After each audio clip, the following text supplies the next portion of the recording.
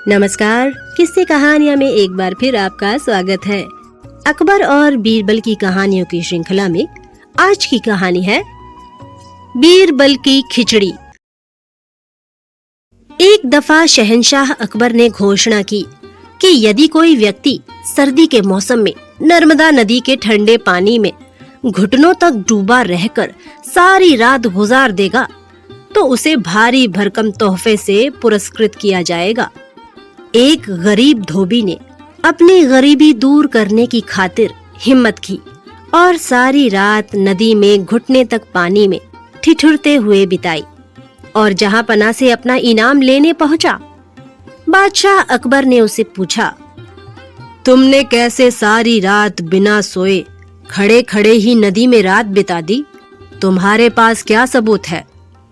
धोबी ने उत्तर दिया, जहां पनाह, मैं सारी रात नदी के छोर से महल के कमरे में जल रहे दीपक को देखता रहा और इस तरह जागते हुए सारी रात नदी के शीतल जल में गुजारी। बादशाह ने क्रोधित होकर कहा, तो इसका मतलब यह हुआ कि तुम महल के दिए की गर्मी लेकर सारी रात पानी में खड़े रहे और इनाम चाहते हो? सिपाहियों, इसे जेल में बंद कर दो। बीरबल भी दरबार में था। उसे यह देख बुरा लगा कि बादशाह नाहक ही उस गरीब पर जुल्म कर रहे हैं।